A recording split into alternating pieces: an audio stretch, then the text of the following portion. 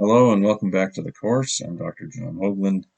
I had a little bit of experience teaching chemistry in a local high school, and we got through the gas laws. And I then ran across on YouTube an experimenter who does ideal gas law experiments in his kitchen, and I thought it was absolutely perfect. And so I wanted to revisit the gas laws. Um, and show these experiments because it's always good to see science live. When I was teaching the course, I was kind of tracking along the theme of the development of the discovery of the atom. It took over 150 years for these gas laws to be all worked out. And now I kind of want to use this course to set the stage for a course in thermodynamics. And the gas laws are perfect for that because they involve work and heat. And you're going to see both of these applied to gases in these experiments. Here are 5 ideal gas law experiments that you can do. So all of these experiments are going to use the same equation, PV equals nRT, or sometimes NKT. Now, K is just a constant in this case, and all of the other elements in this equation have to balance no matter what you do. So if you make the pressure bigger, the volume has to go down. Or if you make, say, the pressure or the volume go down, the temperature also has to go down so that it stays balanced. Or if you increase the pressure and the volume, like blowing up a balloon, you have to add more molecules. That's what this N is. So if you add more molecules, the pressure and the volume have to go up to compensate. Now, the ideal gas law that he mentions here, this PV equals nRT, is really a combination of the 4 gas laws, Boyle's, Charles, Gay-Lussac's, and Avogadro's law. What I'd like to do with each experiment is point out which of the 4 gas laws is being demonstrated. Maybe include some of the points that I made about that particular law, and then also discuss when energy is being added or removed from the system, whether that's heat or work.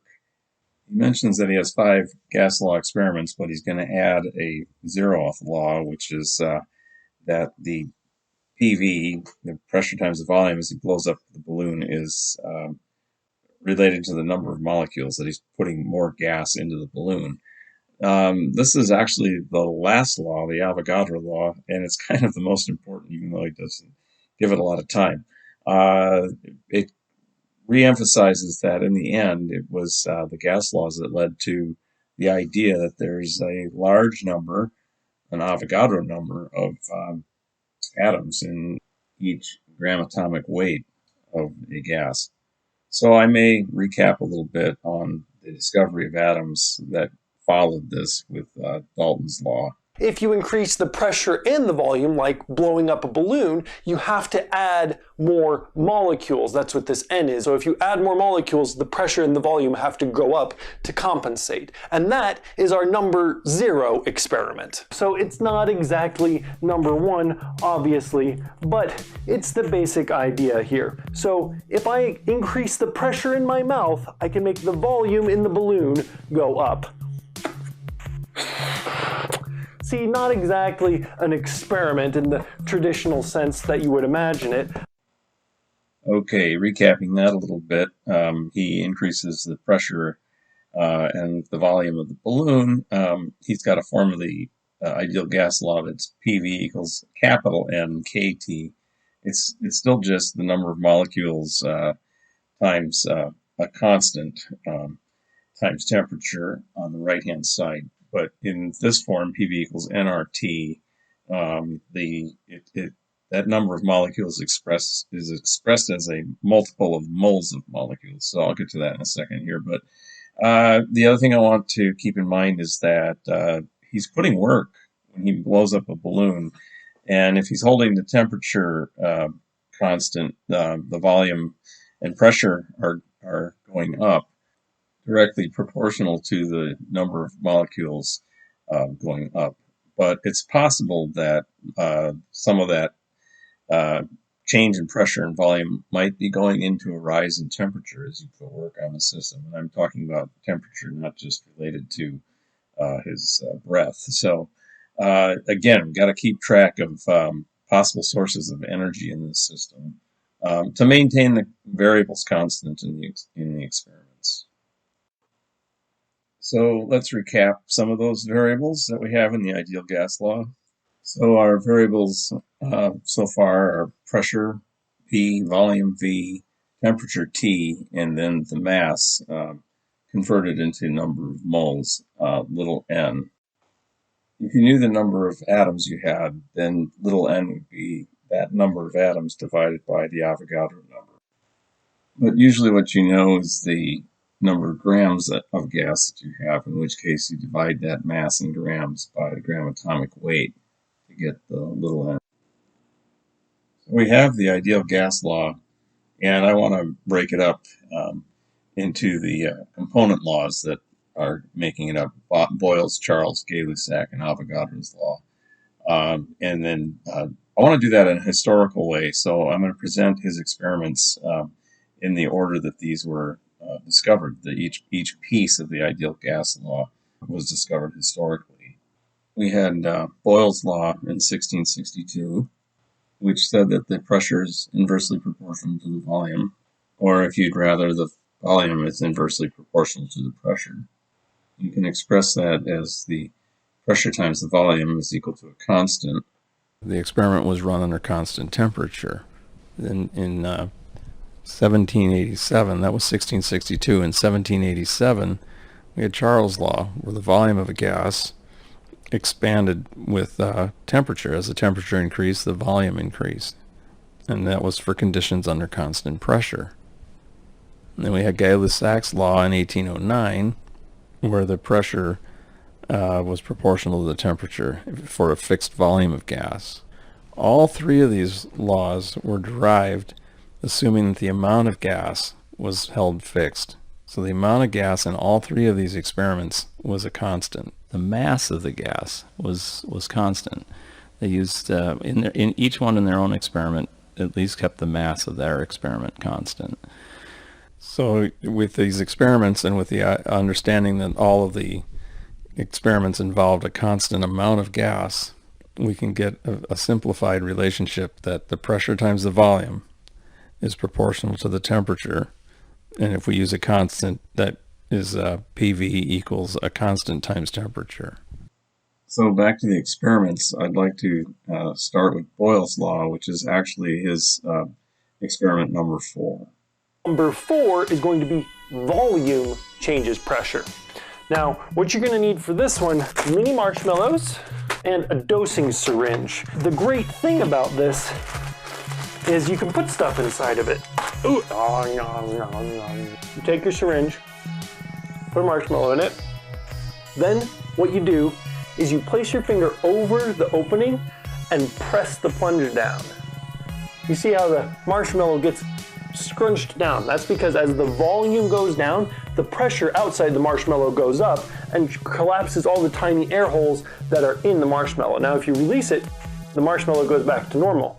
Again, after you've released it, put your finger over the tip and pull it up.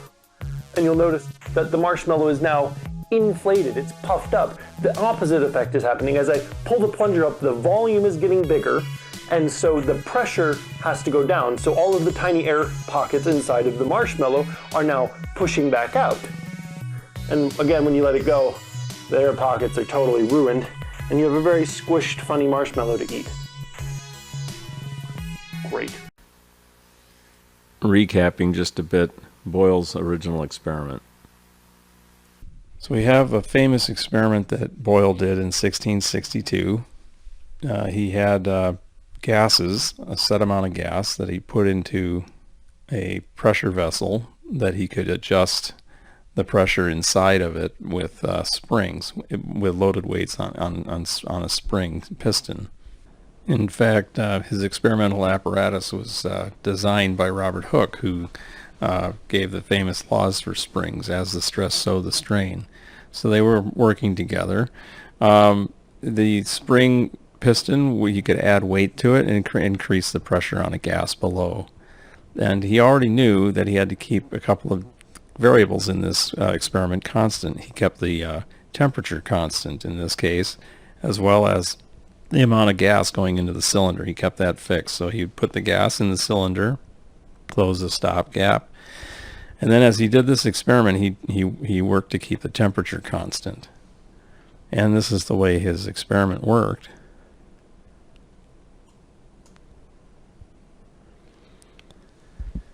You notice that as he increased the pressure on the gas by adding weights to his piston, that the volume would go down. So he added pressure, the volume would go down. And he was working out a relationship. You can see on the dial there that his pressure was going up. He kept his temperature fixed by adding or removing heat as necessary, keeping the temperature constant. And this graph over here, I found on Wikipedia, is actually actual data from Boyle. So this is actually one of Boyle's experiments with the pressure-volume relationship between a gas. Under increasing pressure, the volume decreased. That's looking at the graph from right to left. With increasing pressure, the volume decreases. We could look at it the other way. With decreasing pressure, the volume increases. That would be looking at the graph from left to right. But what is significant is that the pressure and volume are inversely proportional, inversely related. The next law, historically at least, is in 1787. We have Charles' law, where the volume is directly proportional to the temperature. We have Jacques Charles in France in 1787. And he wanted to know the relationship between volume and temperature when the pressure was held constant. People knew that if you increase the temperature on a gas, it would expand. People were flying in hot air balloons, and they knew that they could heat gases to expand the balloon and make it lighter than air and go up. In fact, Charles himself was set a balloon record. He used to use hot air balloons to go up and study the upper atmosphere. In fact, he's one of the ones that noticed that pressure decreased as it went higher in the atmosphere, that is. All of these experiments were run assuming the amount of gas present in the experiment was constant. And he was going to keep the pressure constant by keeping the force per unit area, the pressure on the top of the cylinder, with the piston under the same weight during the entire experiment. Then he was going to heat it from below to increase the temperature, and he wanted to see what would happen to the volume. And this is what he got.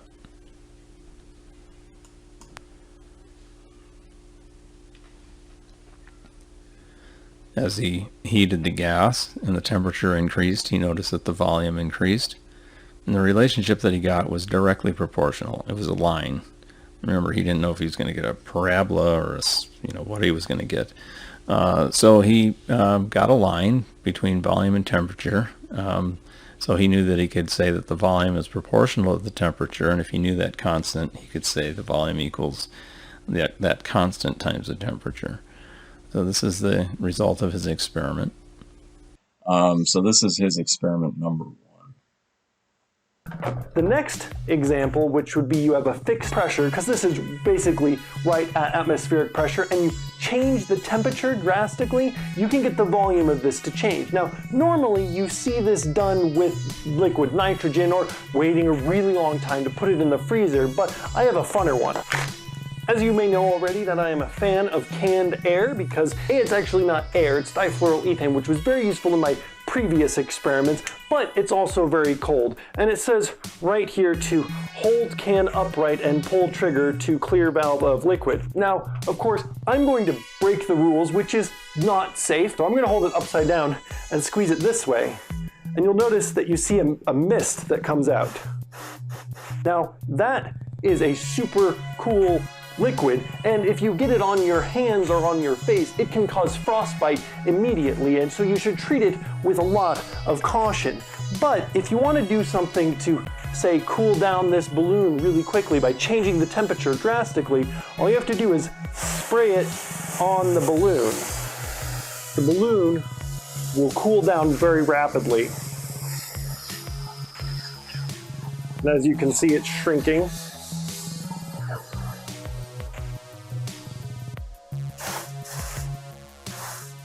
So this is as the temperature changes, the volume also changes. And if we go ahead and warm it up real quick,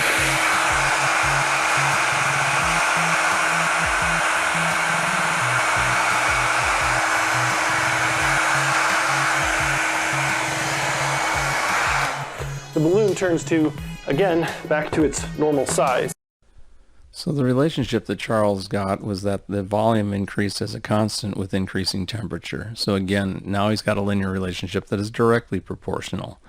The relationship between volume and temperature when pressure is held constant is that the volume increases proportionally to temperature, directly proportional. Again, the constant doesn't matter so much. It's just a matter of getting the data. And that all depends upon the scale of the experiment. What's important is the relationship of the phenomenon. In this case, that the volume is proportional to the temperature, that as the temperature increases, the volume will increase. It's pretty obvious in this experiment that energy in the form of heat is being added or removed. In the last experiment, we had to be careful about energy being added to the system or removed from the system in terms of changes in pressure volume work. This is just directly adding or subtracting heat. Now, his next two experiments are examples of Gay-Lussac's law from 1809, where the pressure is directly proportional to the temperature. In his first experiment, experiment number 2, it's just involving depressurization of a gas leaving a pressurized canister. And you've seen this where you get frost or even ice on the nozzle of a decompressing cylinder.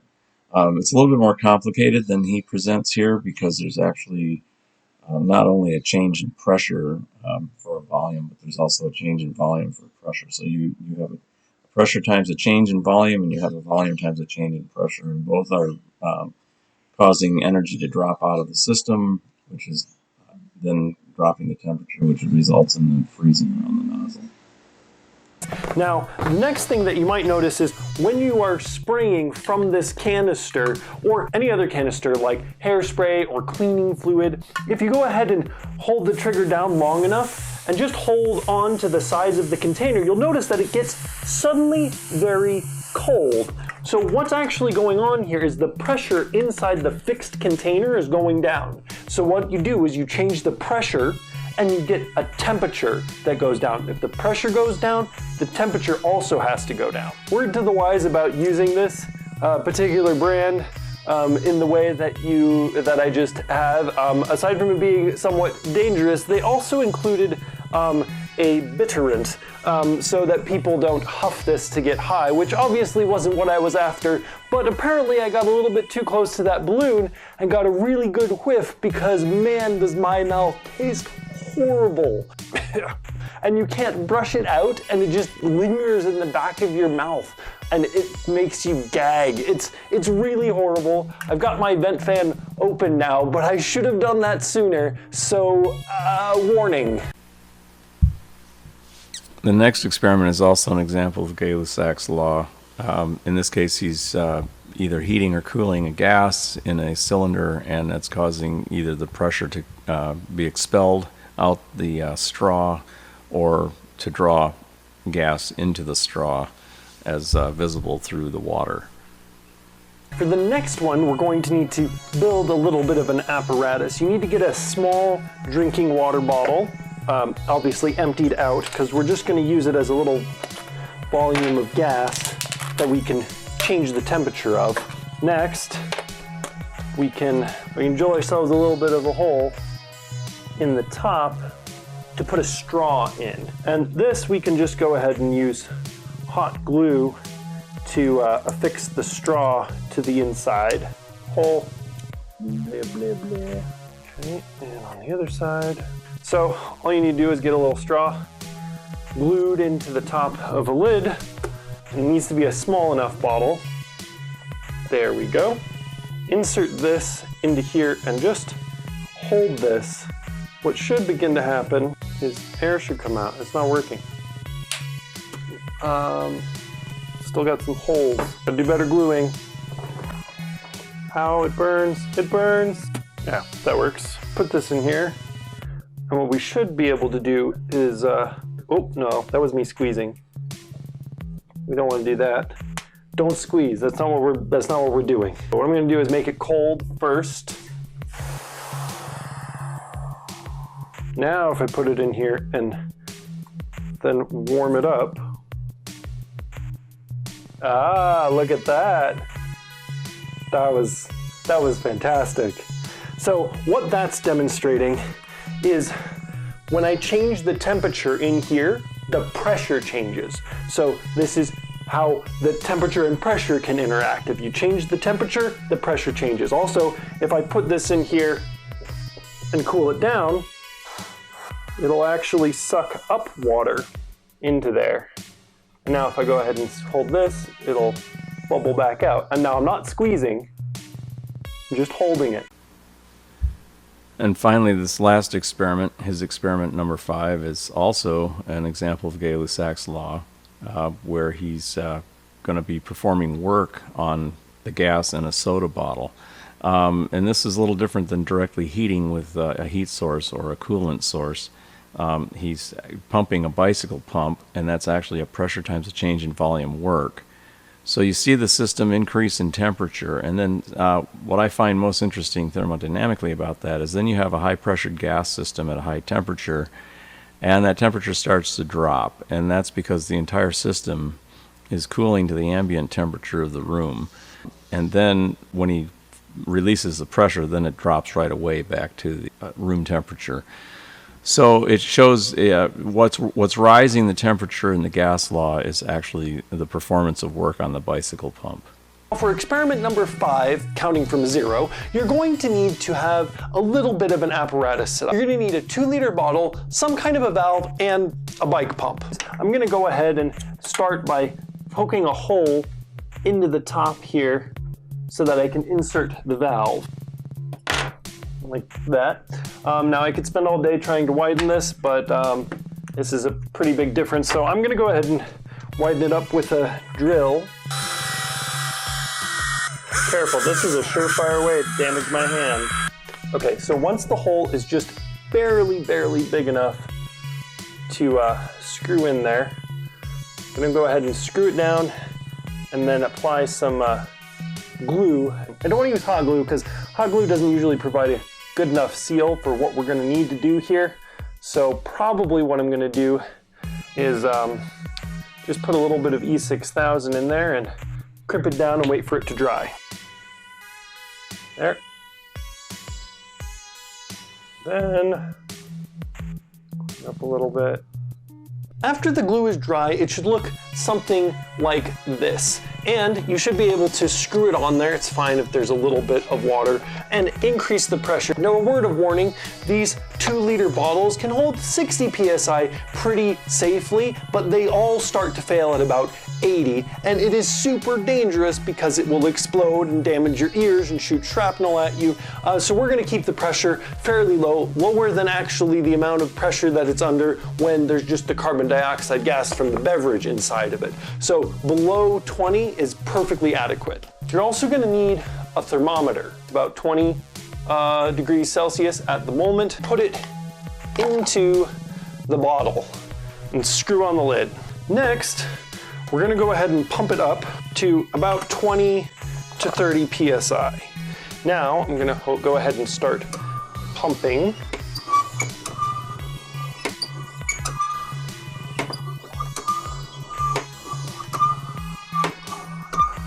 And the faster you do this pumping with the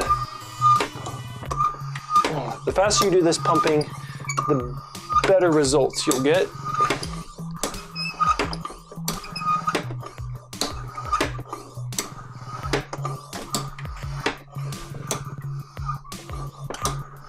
Okay, we're at about 20 psi, and look at that, it's gone up to about 25 degrees Celsius. Now it's quickly coming down as soon as I stopped pumping because it's equilibrating with the surroundings, but you can see that as you increase the pressure, the temperature has to go up to compensate. Now, if I go ahead and release the pressure, you'll again see it go rather quickly back down to the 21, 22 degrees of the ambient temperature. Awesome! So there you have it, 5 easy experiments that have to do with the ideal gas law. And as always on my blog, you can see more details about this and other experiments. And if you like this sort of thing, go ahead and subscribe for more do-it-yourself science experiments. But you don't have to take my word for it because you can science it. It sort of tastes like, you know how when you have like you brush your teeth with mint flavored stuff and then you try to drink orange juice and it tastes like vomit? It's like that all the time now.